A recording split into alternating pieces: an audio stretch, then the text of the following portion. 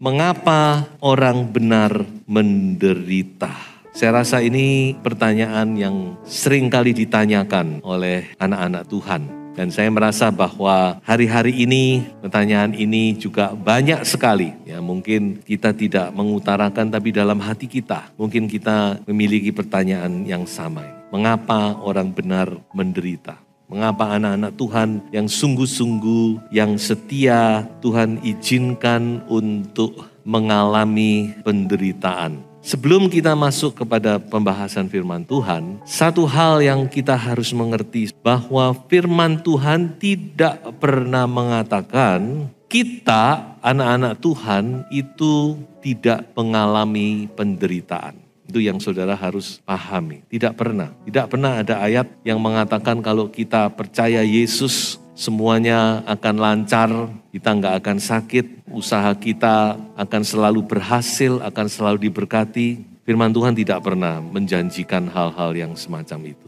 Jadi saudara-saudara, firman Tuhan tidak pernah berkata demikian. Selama kita di dunia, kita tidak akan bisa meluputkan atau kita tetap juga akan mengalami penderitaan. Bahkan sebaliknya, firman Tuhan juga berkata bahwa kita akan alami penderitaan. Coba kita lihat beberapa ayat. Di dalam Kisah Rasul pasal 14 ayat 22, perkataan daripada Paulus. Di tempat itu mereka menguatkan hati murid-murid itu dan menasehati mereka supaya mereka bertekun di dalam iman.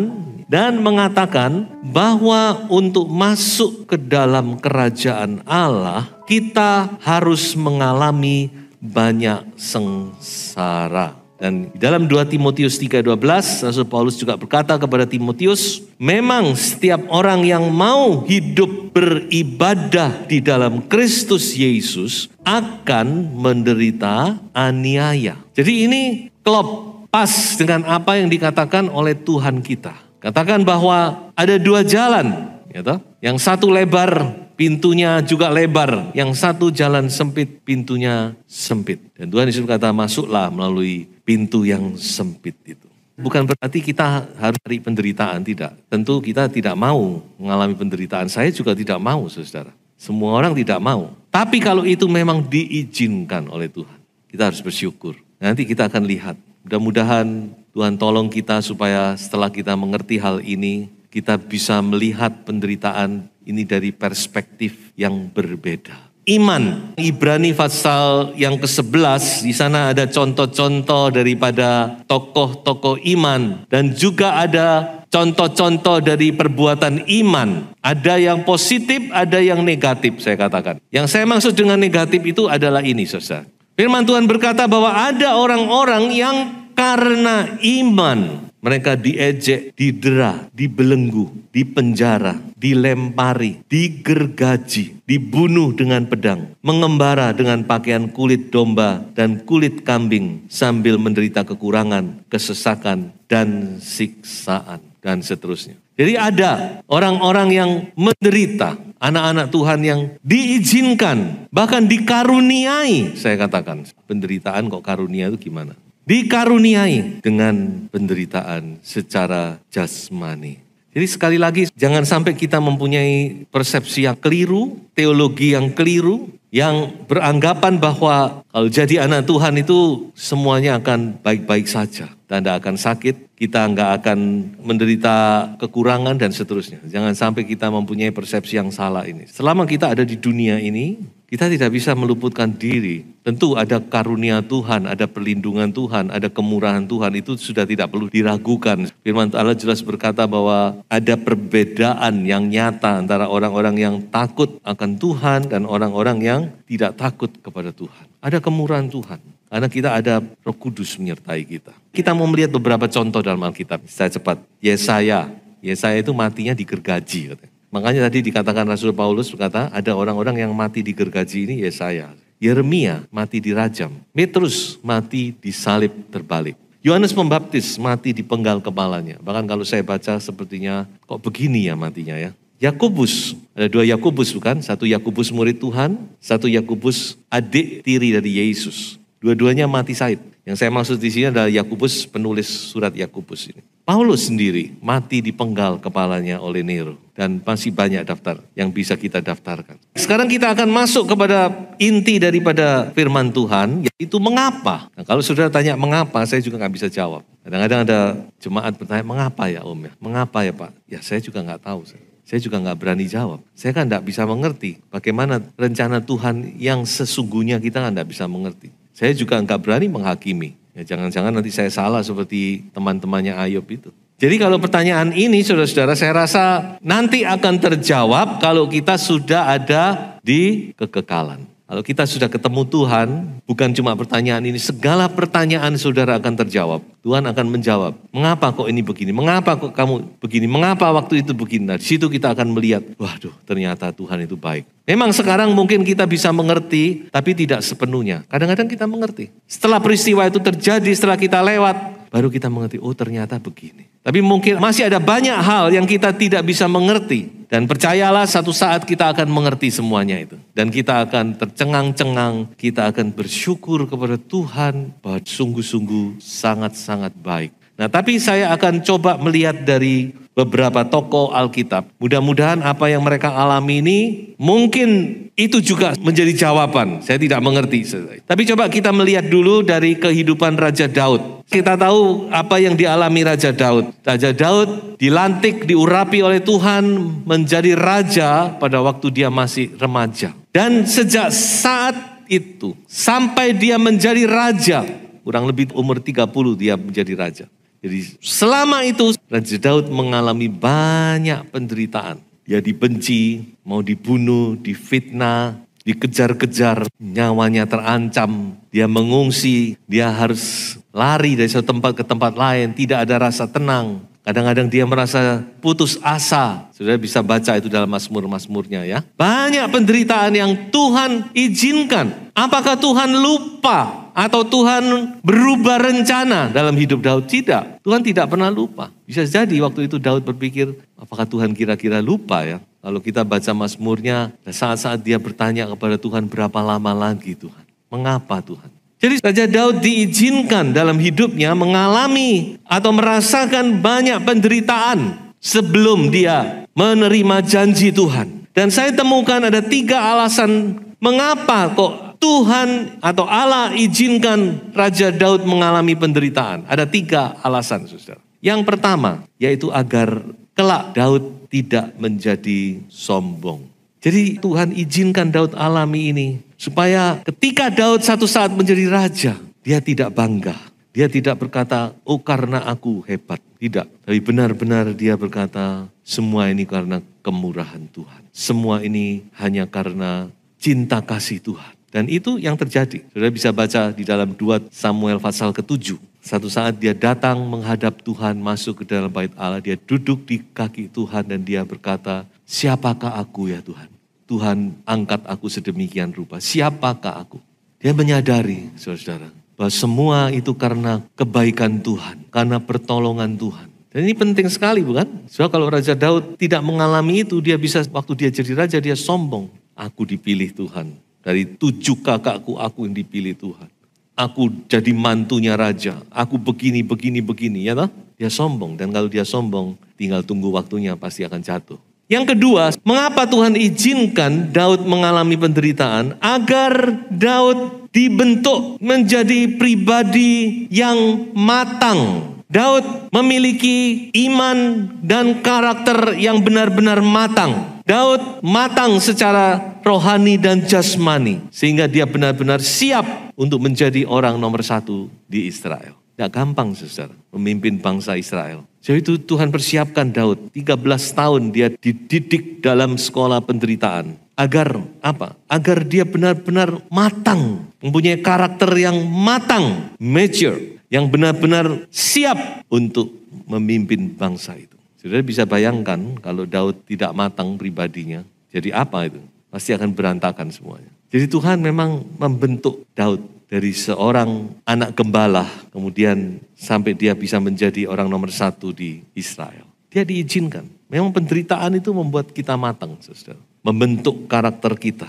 Nanti kita akan baca itu ayatnya. Dan yang ketiga, yaitu agar Daud bisa menjadi berkat bagi banyak orang. Mengapa saya katakan demikian? Karena kita semua diberkati oleh mazmur-mazmurnya, bukan? Dan saudara harus tahu bahwa mazmur-mazmur Daud itu 80-90% itu ditulis pada saat dia mengalami proses dari Tuhan. Yang ditulis pada saat dia sudah jadi raja itu enggak banyak. Tapi ketika dia mengalami banyak proses ini, dia menghasilkan mazmur.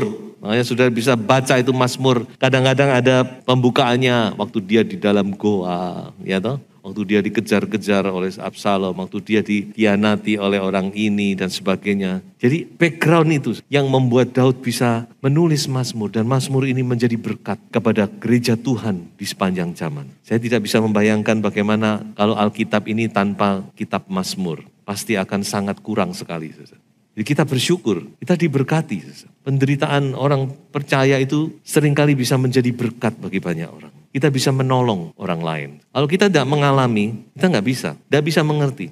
Jadi kalau kita sudah mengalami, kita tahu di situ, oh bagaimana rasanya. Apa yang dia rasakan. Dan kita bisa menolong. Saya akan bacakan satu ayat di dalam Roma pasal 5 ayat 3-5. Dan bukan hanya itu saja, kita malah bermegah juga dalam kesengsaraan kita. Karena kita tahu bahwa kesengsaraan itu menimbulkan ketekunan. Dan ketekunan menimbulkan tahan uji. Dan tahan uji menimbulkan pengharapan. Dan pengharapan tidak mengecewakan karena kasih Allah telah dicurahkan di dalam hati kita oleh Roh Kudus yang telah dikaruniakan kepada kita. Jadi Paulus berkata bahwa penderitaan, kesengsaraan itu menghasilkan ketekunan. Ketekunan di sini adalah kesabaran, patience, perseverance. Kita jadi sabar, tekun dalam penderitaan. Dan kemudian dari ketekunan menghasilkan tahan uji. Dalam bahasa Inggris supaya kata karakter atau proven karakter atau experience. Tahan uji ini adalah sebuah karakter yang sudah terbukti, karakter yang terlatih. Orang kalau mau ahli kan harus latihan. Tidak bisa kita cuma belajar gitu, tahu gitu, nggak bisa. Jadi saudara-saudara, Tuhan juga melatih kita supaya kita bisa memiliki karakter, experience, pengalaman dalam hal ini, terlatih dalam menghadapi segala sesuatu. Dan terakhir baru muncul sebuah pengharapan yang tidak pernah mengecewakan karena kita ada di dalam Tuhan. Karena ada Roh Kudus, maka pengharapan kita tidak akan mengecewakan. Kita akan lihat satu contoh lagi di dalam Alkitab. Ayub kita tahu dan penderitaannya yang sangat ekstrim, saya katakan ya. Yang saya mungkin katakan tidak ada duanya di dunia ini. Sampai saat ini mungkin tidak ada duanya. Jadi dia contoh yang ekstrim. Mengapa Tuhan izinkan? Ada dua hal yang saya lihat. Yang pertama yaitu Tuhan memurnikan iman Ayub. Dan itu diakui sendiri oleh Ayub. Dalam Ayub 23:10 dia berkata, karena ia tahu jalan hidupku. Seandainya ia menguji aku akan timbul seperti emas. Imannya diuji. Memang Ayub ini sudah kesalehannya, integritasnya itu gak perlu diragukan. Tuhan sendiri memuji. Saleh, jujur, takut akan Tuhan, menjauhi kejahatan. Saleh itu di dalam, jujur itu keluar. Pasangannya kan gini, orang yang saleh itu jujur. Jadi orang saleh itu keluarnya jujur. Ayo, anak Tuhan. Kita jujur enggak? Atau kita gampang sekali bohong? Waduh, barangnya kok mahal kok. Enggak, nih aku cuan tampuk ini cumaan. Padahal cuannya tumpuk-tumpuk. Tahu cuan tampuk itu maksudnya ngepres itu. Kadang-kadang kita begitu gampang ngomong orang yang saleh itu jujur. Ayub itu saleh, jujur. Takut akan Tuhan dan menjauhi kejahatan. Takut akan Tuhan itu di dalam, prakteknya dia menjauhi kejahatan.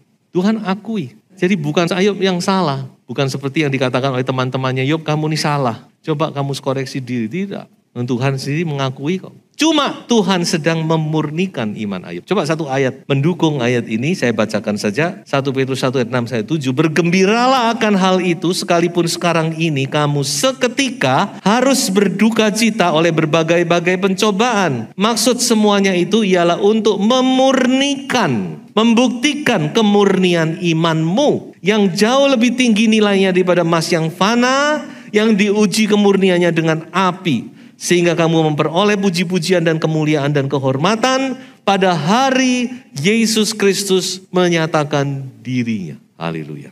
Tuhan tidak mau sekedar iman, tapi iman yang murni. Dan untuk mendapatkan iman yang murni itu harus diuji. Ya tak? Segala sesuatu kita mau yang murni, bukan?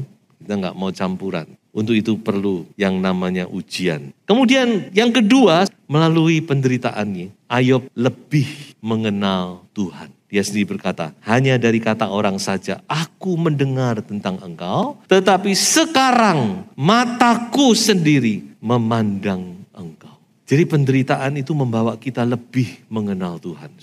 Ya memang bukan kita tidak kenal, kita kenal saudara. Ya saya yakin kita semua kenal, dalam tingkat tertentu kita punya pengenalan. Tapi saudara, melalui penderitaan itu kita lebih mendalam lagi. Kita lebih mengenal siapa Tuhan itu. Kita lebih mengenal kebaikannya, mengenal pribadinya. Nah, jadi itulah saudara beberapa contoh. Ada 2 contoh yang saya sampaikan. Mungkin ini juga proses yang kita jalani dalam hidup, yang Tuhan izinkan mengapa kita alami penderitaan. Dan sekarang saya akan masuk kepada satu topik lagi, yaitu bagaimana kita melewati penderitaan itu. Saya ambil 2 saja dari kitab Petrus. Yang pertama dikatakan tetaplah bersukacita. Mari kita baca 1 Petrus 4 ayat 13. Sebaliknya, bersukacitalah sesuai dengan bagian yang kamu dapat dalam penderitaan Kristus, supaya kamu juga boleh bergembira dan bersukacita pada waktu Ia menyatakan kemuliaannya. Tuhan mau kita bersukacita, saudara-saudara. Ngomong enak, yang jalani ini.